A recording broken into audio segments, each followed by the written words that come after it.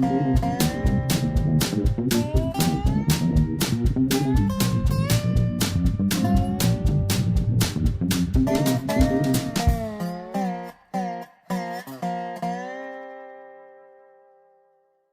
is Dave Monk of Prairie Monk, WAFT Champaign 90.1 on your FM dial. And Dave on the board. This is July the 3rd, the day before Independence Day. Yes, and we would like to have helpers on the Independence Day float. It's a little wet at the moment. Yes, silly me. I could barely see any rain out there, so I hopped on my bike. Yay, it'll just be a little bit of a drip. Well, it's actually more of a drip. This might not be the best of mornings to go for a bike ride. Take my word for it. Yes, it's slippery.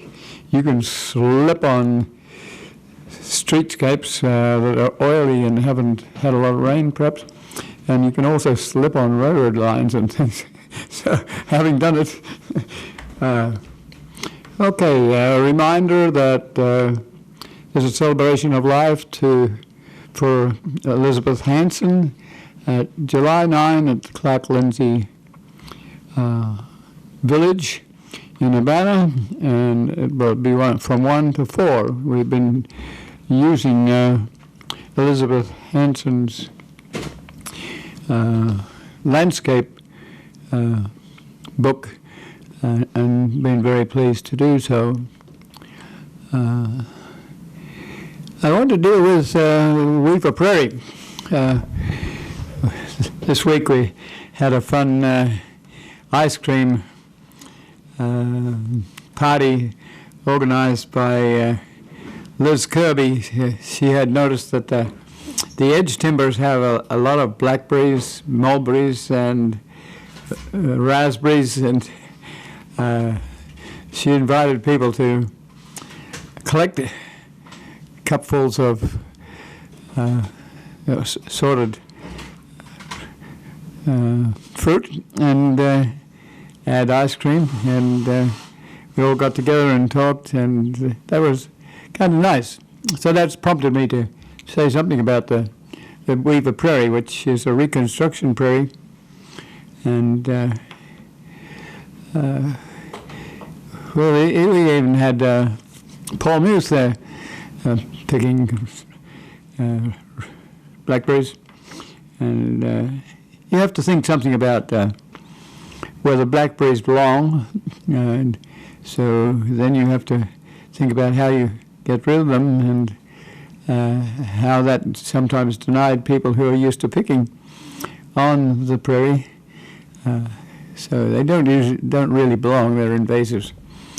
But this is an urban park. It's on Main Street, just east of Urbana, just east of the Quaker Hall and of the county administration. And Bob Vaden lives just across the road and has had a lot to do with this prairie and its biodiversity. It's a reconstruction prairie, but very nicely it has an old growth forest, part of a savanna, because the trees have lots of limbs that go out and like a cloud, which indicates that there were few trees and prairie was among them. There happens to be a little bit of a depression there, which has allowed this small forest with some rather large trees to survive, and thankfully to sometime who has managed to keep that intact for years. Congratulations to them, and we don't know who, or probably the Park District does not know who, but it's, I will guess it's probably 25, 30 acres, and it has a detention pond in it which takes drainage and is rather healthy in that it gives a range of organisms. It's dedicated to Stanley Weaver. Stanley Weaver was a very prominent citizen. He was mayor of Urbana 3 times, a state representative 1 time, and a senator for 10 terms, and he would win with a landslide. He couldn't really oppose Stanley Weaver, and he had a lot to do with establishing Lincoln Square.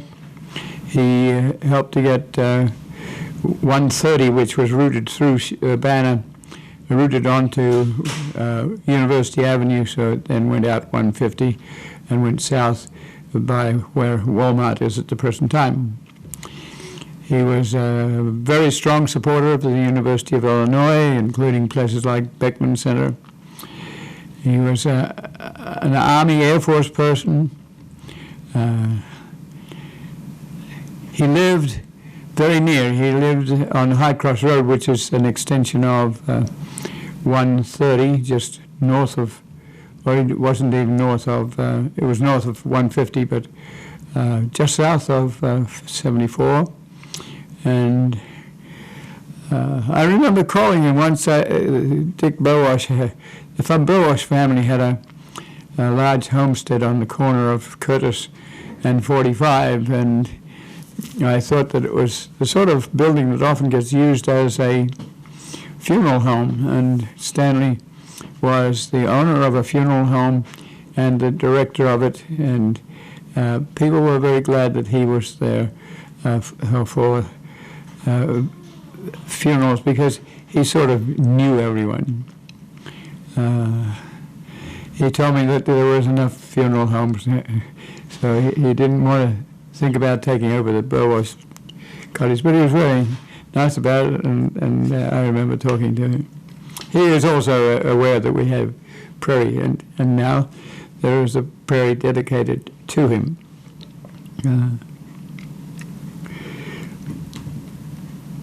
We won't have a lot of time to put in pictures, so we'll put in one or two pictures, but I did take video of that site, and we'll put up a link. We're in the formative stages of putting links together, and we're doing it in a fairly rough and tough manner. We're trying to script on the fly so that we can just drag a series of videotapes into Vegas, a computer program that converts this radio program into a video program. Goes up on Urbana Public Television on Tuesdays at 6 o'clock and Fridays at 1 o'clock. It's reverse. It goes first on 1 o'clock Friday and then on Tuesday at 6 o'clock. And our aim is to put the links in with the program that is discussed. Went to the rail trail, and I'm very concerned about that. I've been involved with it for years. Heartland Pathways took out the interim trail use agreement with the federal government that made this trail possible. It's not always recognized, but that's the way it is, and that's the way the documents are. The rail trail doesn't start at Dobson Drive, which is where the trail has a lot of trees adjacent to housing. It starts at Main Street, so if you go out Main Street from Urbana, past the Weaver Prairie, and around the corner to join 150, it starts right there and goes past Aldi's and a little settlement and on the way to St. Joe. It's being developed at the present time. A lot of progress has been made, and I was checking it out. I would like the little piece between Main Street and 130, which is probably about a half mile at most, perhaps a quarter of a mile, to be retained as a remnant prairie, which it was before there was a lot of roadside development there. I'm not anxious for that to be a forested area, but probably some trees will remain, and the Champaign County Design and Conservation Foundation did decide, even with wisdom, to put in 4 ceremonial trees, which will deny the prairie some. But, these things happen, and we do what we can, how we can, as best we can. The trail itself is being molded. It has limitations. First of all, it's a federal plan and has federal dictates of ASTO, which is the American Association of State Highway Transportation Officials. And they have sort of a one-size-fits-all trail guide. And since most of the 80% of the money for this trail is coming from the Rail Banking Act, then they have some say as to what the trail is like.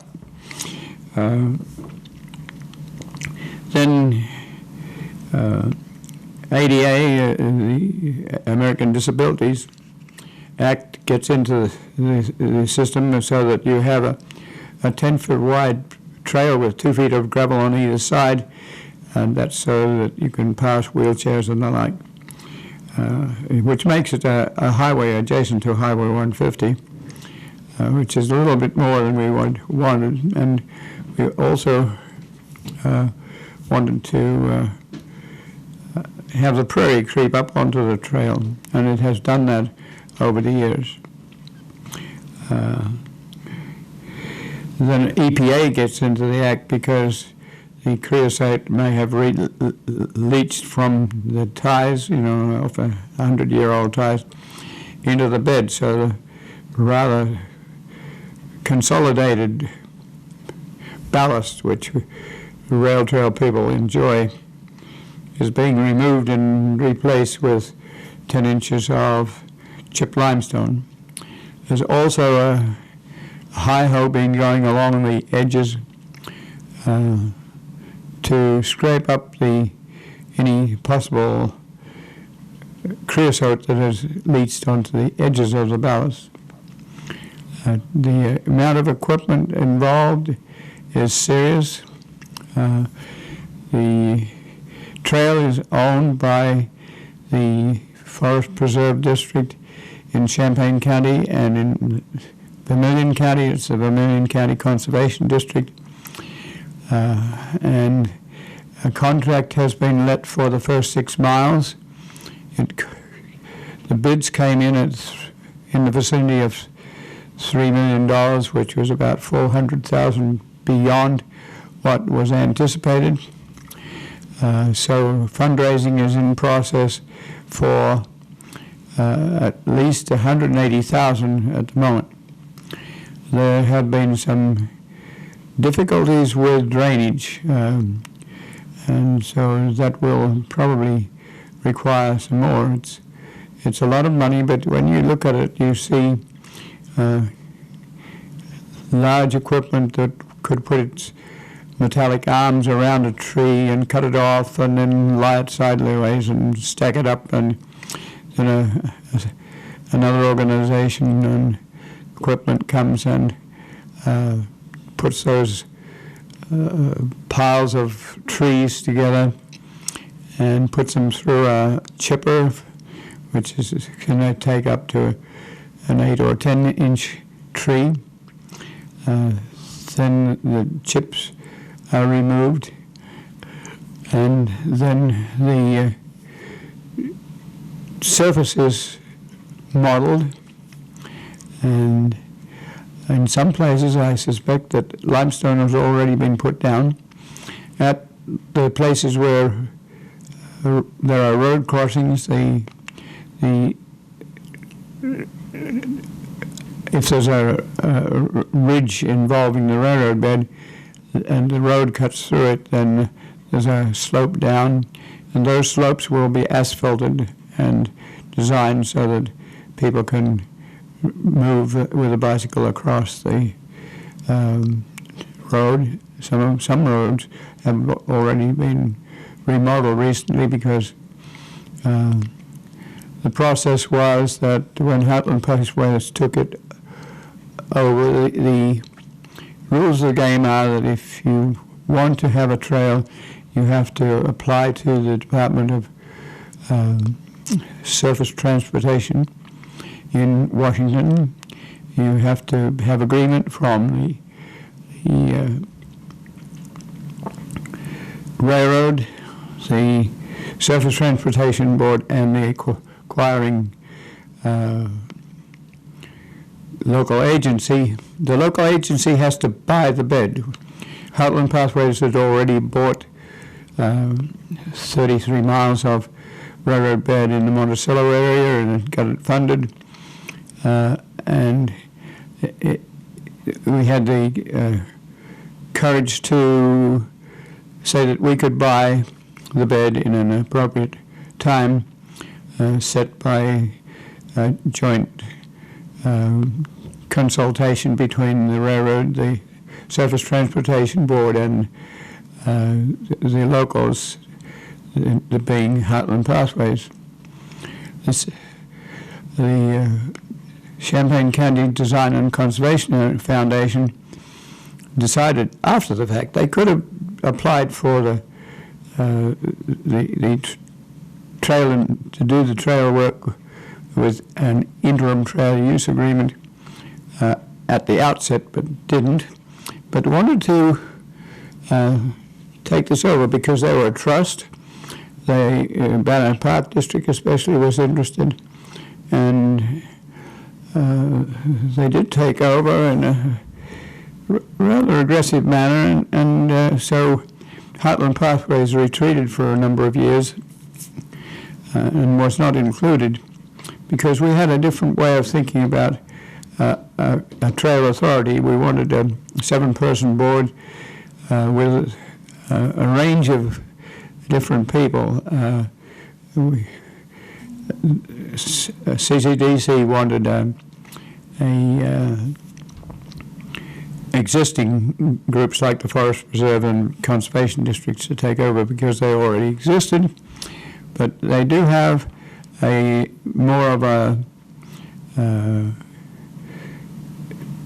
recreational orientation than Heartland Pathways has. Heartland Pathways being very interested in the small amounts of rather impure remnant prairies along the way. Some of them are surprisingly good, but we had hoped to buy this line with that view in character. So it's rails, trails, and greenways. The Rail Banking Act was instituted to allow bicycles to take over in an interim manner. They were noticing that the rails were being taken out, abandoned across the country to the point where they didn't have contiguity. So they also noticed that bicycle people were buying the railroad beds, had trouble with reversionary clauses where they'd come to a piece of land that reverted to an adjacent owner, and they would have to go around 7 miles to get to the other side. So the Rail Banking Act quieted reversionary titles, saved bridges which normally were mandated to be removed at the time of abandonment, and they gave considerable enhancement money. The locals still had to buy the railroad bed, but there was considerable enhancement money if the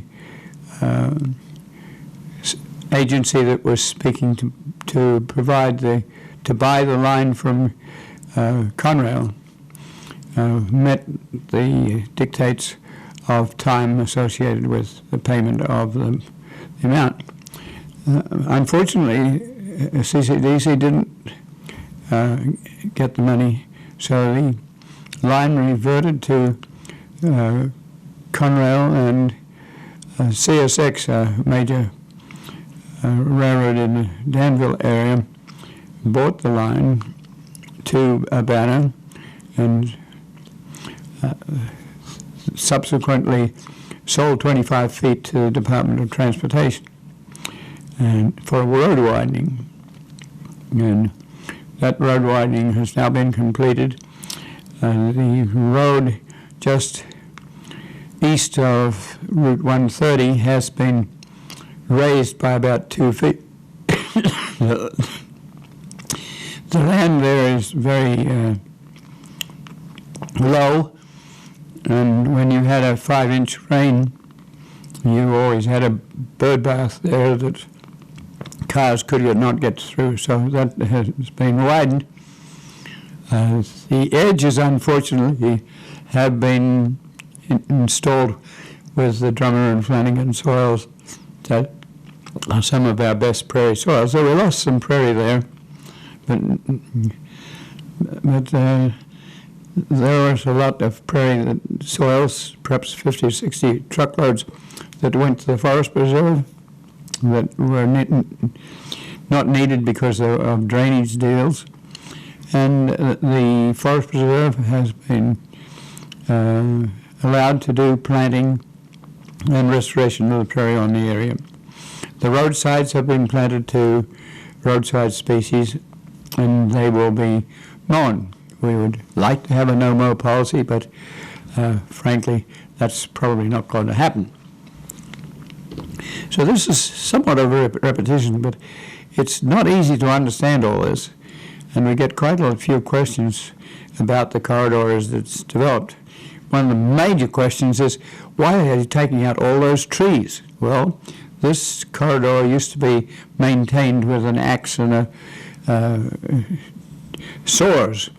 And this area, especially just east of 130 along towards Mount Olive Cemetery at Mayview, was really good prairie with hardly a tree on it. And so that has returned. So you'll be biking through or hiking through what is a restoration of remnant prairie that was native to this area. This is the botany, this is the ecology, this is the zoology of this particular corridor. It's not the world's greatest, folks, because we don't have anything left, and this is one of the best of the left. The bid was won by Cross Construction Company, which is a local company, and it is into action. The process of engineering is being supervised by a Farnsworth group, is a group that is contracted to double-check the engineering that's being done. In some places, the state highway engineers will also be involved. So let me look at my notes here. So I said about EPA, and I said about ADA, and I said about ASTO. Those are three major agencies involved in planning. And I've noted that construction is being done by Cross Engineering, and they have equipment that we as locals could never put together. So this is a very friendly situation. I'm very pleased with it, and I hope that some of you will be able to contribute to its high cost. Just something like a sheep's foot roller that compacts the surface after limestone has been put down is a very costly piece of equipment. A high-ho which digs on the side and brings up the soil that EPA wants to get rid of is also costly. The piece of equipment that removes stumps is, all of it is extensive. It's happening at once, so sometimes there's one type of equipment at one end and another type at the other. There has to be a bridge over the Salt Fork Creek at St. Joe, and there has to be a different sort of development, an urban development, right in St. Joe where the line used to go by a major elevator there. So the line that's being worked on is about 7 miles long, and you can really see it at the moment. The trucks that have been running along it have consolidated the surface, and you're not supposed to be on the bed at the moment, but in future that will make this a trail a rather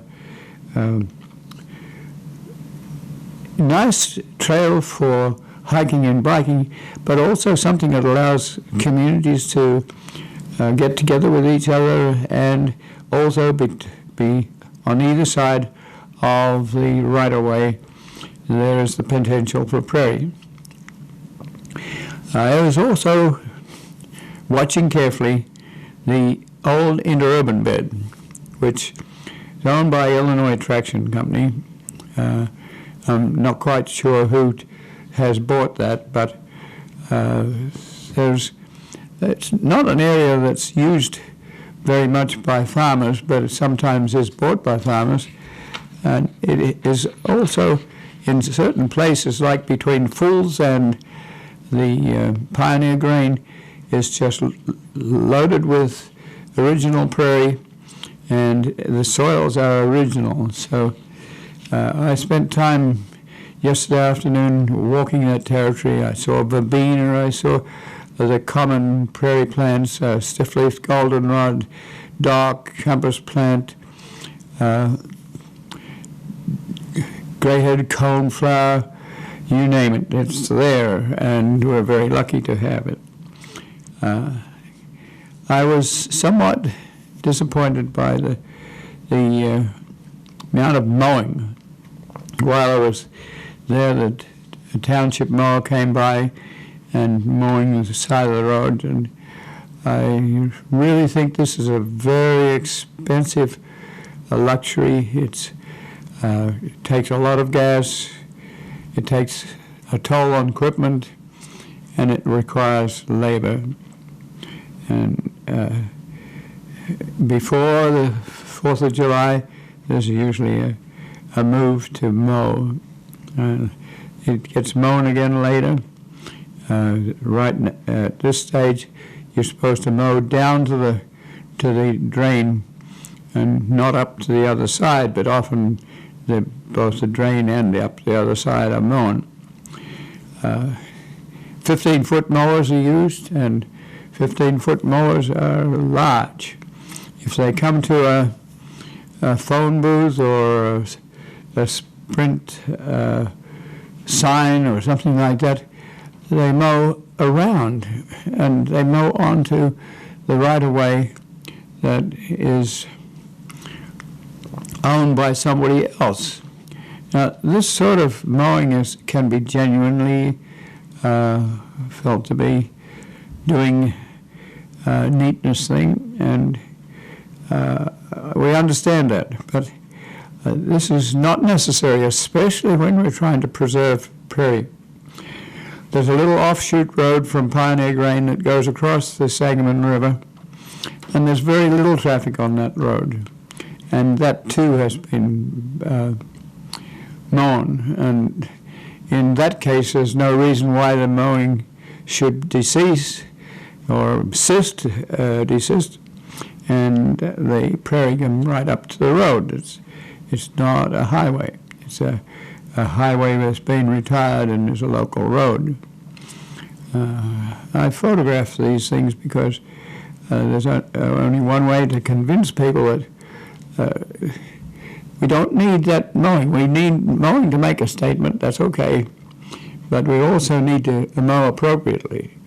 And some of this mowing, or a lot of this mowing, is rather excessive, and that's my opinion, but it's also a lot of other people's opinion too. We need the local prairie ecosystem to grow and express itself. There's no point in taking a mower in August and before the silphiums and other prairie plants have grown and mowing them down.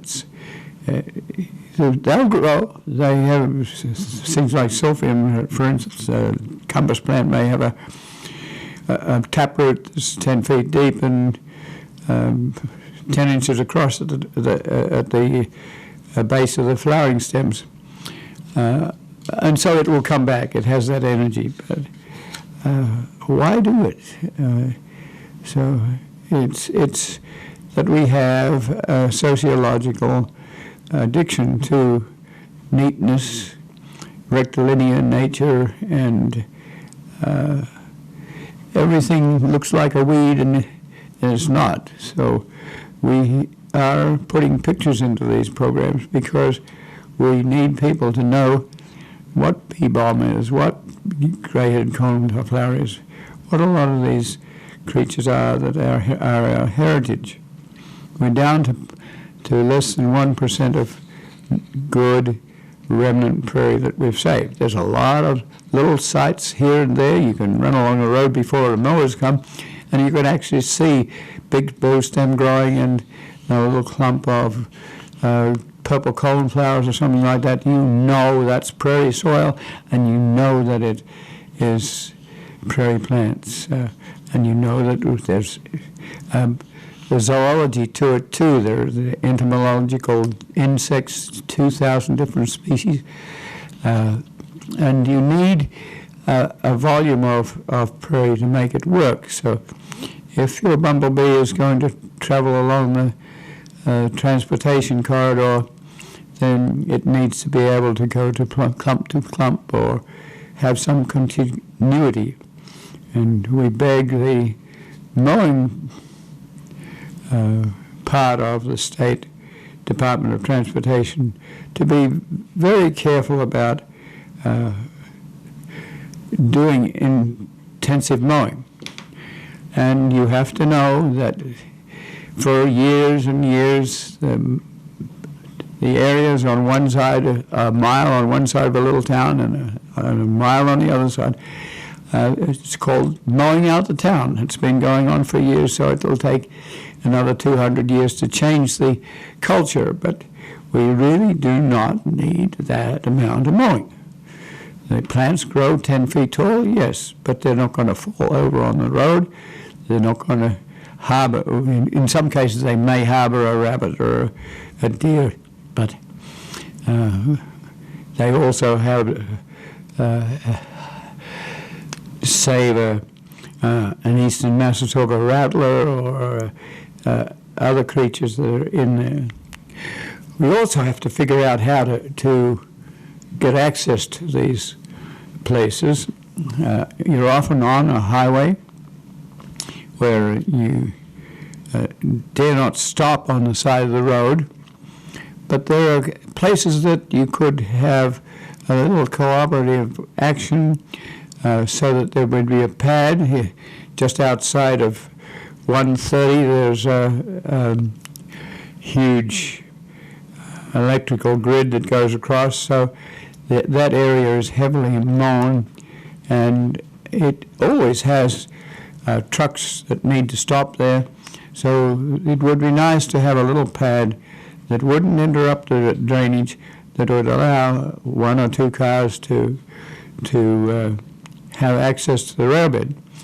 When you're talking about and politicking about rail trails, you really have to figure that sometimes you do not have time to put somebody on a bicycle, and they might not even ride a bicycle, to go on a trail. You have to take them out there in a van or a bus and stop at a certain place and discuss the value of that piece of ground or that piece of road crossover.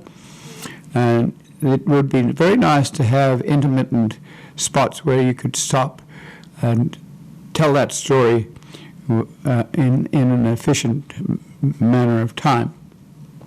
We do have to get supporters to understand what is happening. There's this disappointment about taking out trees, but you have to explain that, and you have to take people to prairie situations that are valuable. So I would suggest one such pad where there's two major grid power lines going across, and they don't like trees growing underneath. The prairie doesn't have trees, so that's not a problem for us, but it's a place where you could have access to the corridor. We don't know what the bridge will be like at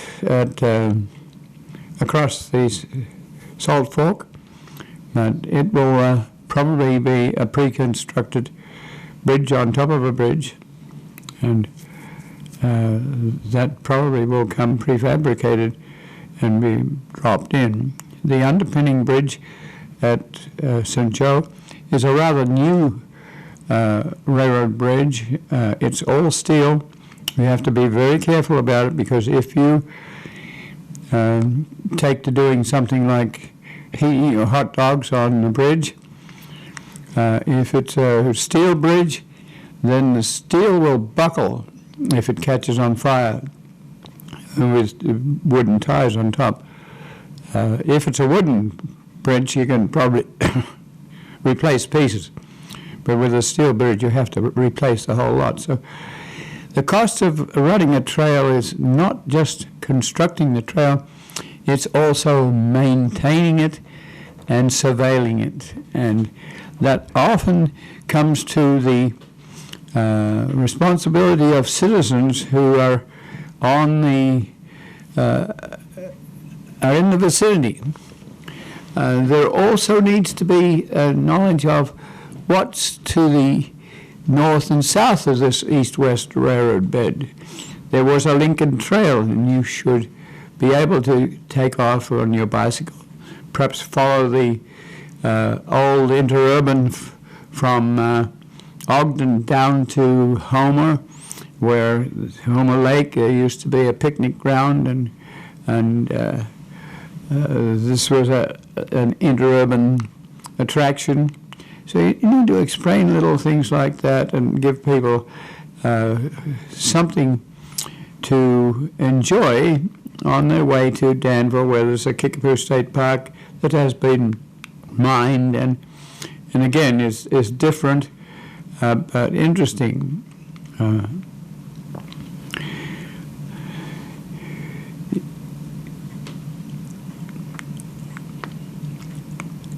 I just kept photographing. I went past Fool's Elevator. What do we do with Fool's Elevator? Do you have people to stop and gaze, or do you in season get to realize that this is a major elevator with recent upgrade? How does it work, and how can the public relate to this, or do we just fence off a corridor and keep the people going? Rail trails, after all, are not very interesting trails. When you have a train, you can't go down and up easily across a river. You can't go round bends easily. So you have a fairly straight, flat trail. And so it's nice to have little interesting things here and there, like a square elevator rumbler, or an old interurban depot at Fithian, or a large bridge at as you go into Danville. They're all little things that we should think about now, because that allows the public to be interested and to be the self-control of the trail. It usually takes about 15 years for a trail to become self-perpetuating, so that the public realizes that they own it and that they should care for it. We're often faced with people who like to dump on a day when the landfill is not open, or people don't have the money to drop stuff at the landfill. They end up dumping it on the side of the road. So those things we have to watch. This involves the need for a lot of volunteer thought and action. just to collect the seeds from other railroad rights of way or urban sources of prairie, to collect the seed, to process the seed, and some seed is terribly hard to process. You need something like a hammer mill that will take the seed and just crush the seed pod enough to release the seed without crushing the seed. So you have to set the hammer so that you can do that. So somebody has to own a hammer mill, and somebody has to collect the seed that goes into it, and somebody has to have the money to buy seed from places like Prairie Monk where they do this sort of work.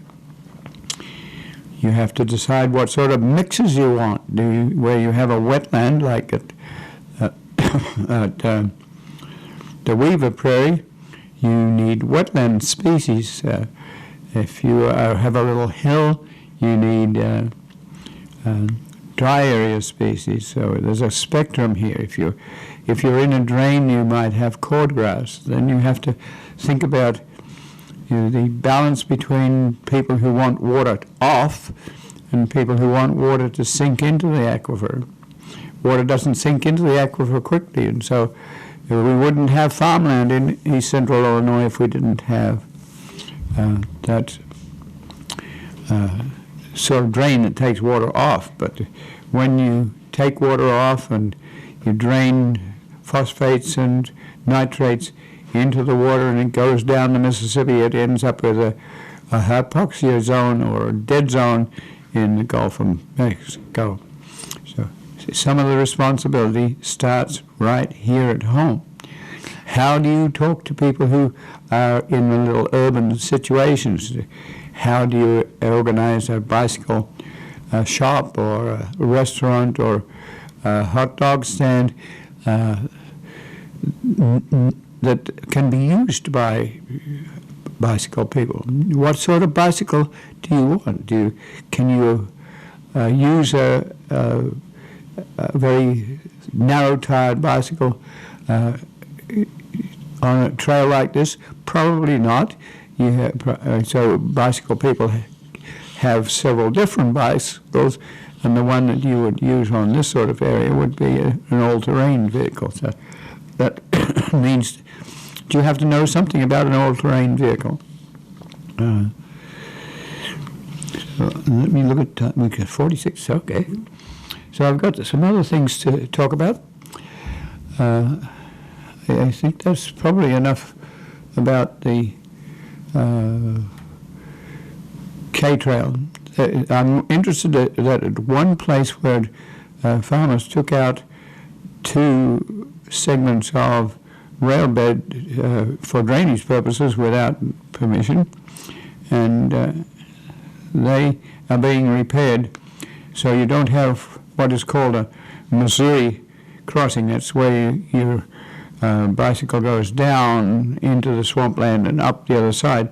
And the difficulty there is that the growth on the wetland part makes the trail impossible. So those 2 sites where that has happened are being repaired.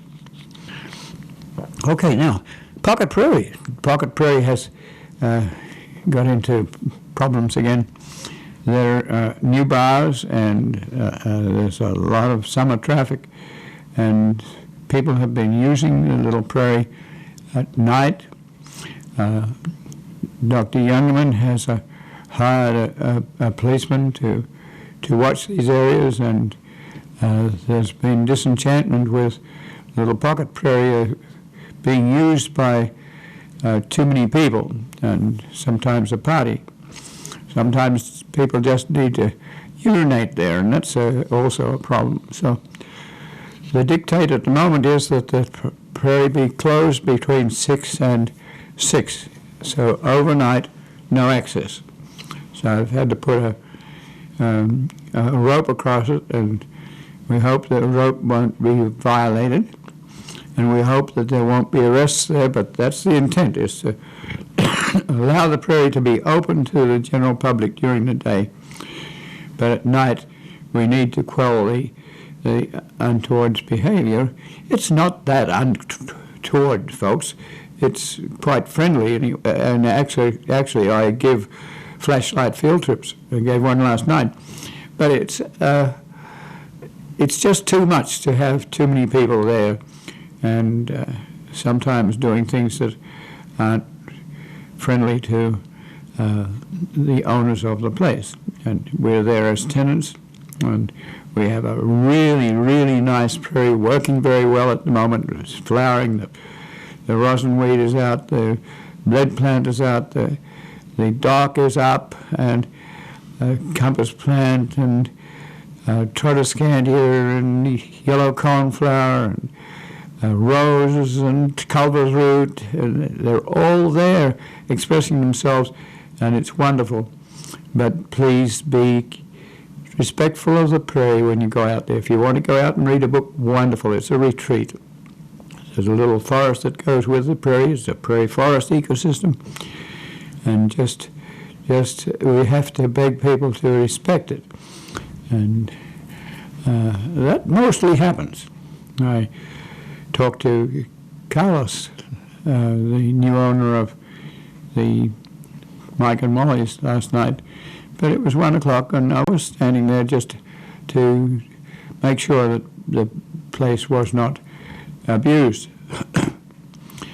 We did prepare a pocket prairie link. We were very pleased with ourselves. We voiced over it, and it will go up shortly so that you will understand the prairie a little bit more than you do just by a radio program. The visuals are needed there to let you know the nature of the prairie. It's like Lake Prairie. It's doing very well at the moment. Just the rainfall, the season has been just right for prairies.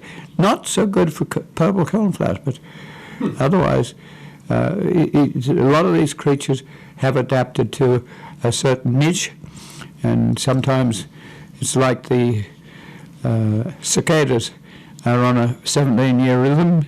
Other plants and animals are on rhythms, and so they don't always appear at the same time with the same volume of expression. Remember that a prairie conference is from 17 July to 20th of July at Bloomington, very close, and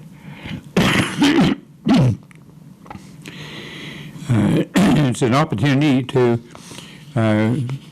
commune with a group of people who are very concerned about prairie, whether it be in Canada or in Texas or Alabama or Ohio. This is a once every 2-year conference, a biennial conference that is very near to home at this time. If you haven't been to Cemetery Prairies, go to the Grand Prairie Friends field trip on prairies. If you haven't been to Natusa Parklands, that's a chance for you to go to Oregon, Illinois, where there's a nice volume of prairie. It's not just a skinny railroad of prairie. It's a volume enough to have buffalo. If you're thinking about the restoration of strip mines and the like, go to a Pete Schramm field trip to Galesburg. There are also half-day local prairies, but Tuesday of the conference is designed for field trips. And I will be going to Iroquois County, where there is a sand prairie that I'm very interested in having people come off 57 and do a prairie field trip down to Rantoul and to know something about the landscape that they're moving through. A lot of people are wondering, what is the ecology? I asked the question, can we take people to the ecology easily? No. So we need to do that. I've been communicating with the Prairie State Conservation Coalition and Open Lands, and the question is, why haven't we paid our dues for being a member of the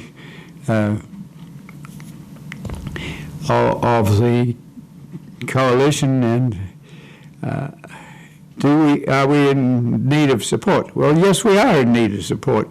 We don't have the money to pay $100 to be a member. And that's a challenge for us to raise the money and get grant money to work with a railroad bed that's 33 miles long, and it's in the area of Monticello to Clinton, and part of this corridor runs parallel to Allerton Park.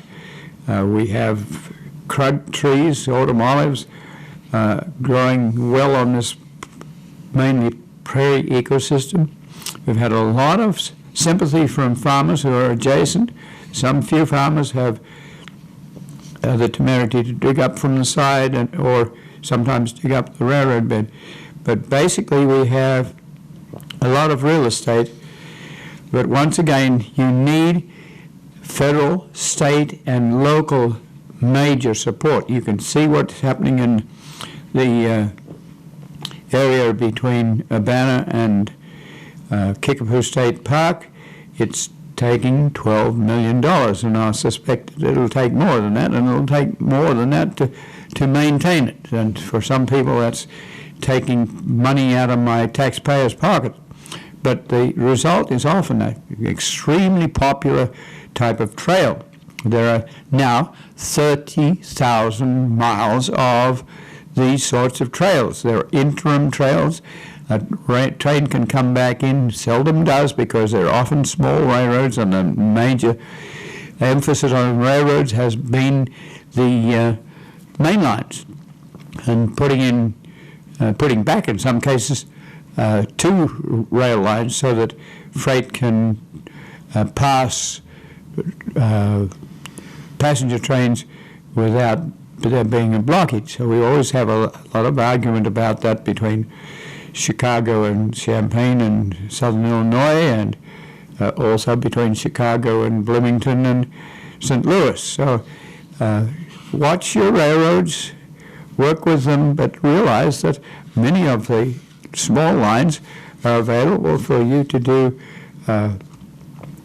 restoration work if you can catch them at the right time. At Bonneville, between Bonneville and Seymour, we're still working with the Surface Transportation Board with the hope to retain 3 miles of active. It's not active. It's a bed that hasn't been used for 3 years, but it's got rail on it. It's got ties on it. It's got potential to be used to bring grain out by train, which is much less expensive than to take it out by road. And that's what's happening at the moment. So there's 3 miles between Bonneville and Seymour that is railed, and we as Heartland Pathways own 4 miles of railroad bed, and we've given an easement to a historic railroad company, which is called Champaign, Havana, and White Heath Railroad, and it would make it possible for 7 miles of the Railroad Museum to connect with 4 miles of Heartland Pathways if we re-rail it, and we hope to re-rail it, and then 3 miles to Bonneville. And then we don't quite know where we go when we get into town, but we would like to bring historic trains into Champaign. Not a lot, but occasionally. It's 25 miles, so you've got to be careful that you have enough sites on the way, wooden elevators or prairies or other situations to make it interesting. And if we do that, you would have to go and come back. You can't make this a service line. You can't put someone on the train at Monticello and they get off at Champaign. They have to go to Champaign and go back to Monticello. A whole different ticketing if you're going to use a line for commercial lifting of people. So that is in action. We've just organized insurance on that piece. The historic railroad has an easement of 25 feet. That means they have the ballast. The ballast is there. They've acquired steel stick rail, 33 feet long in each case, that can be put down. We're waiting for the hope that at top flight, the grain elevator concern will hopefully take its grain out by Champaign rather than ship it by road to Monticello. That's a challenge because, as you most all know, the GMOs are yielding higher than the regular corn, so the elevator companies are having to put in increased elevator space, which costs money, and so we're facing the fact that we may not have the finance to buy that 3 miles.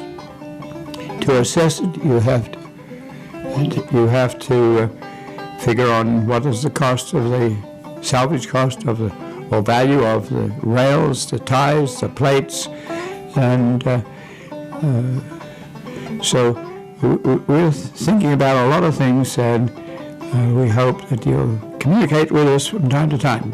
351-1911. We'd like to have some helpers on the a small float, and so this has been Dave Monk, Prairie Monk, WAFT Champaign, 90.1 on FM Dial. There's Dave on the board.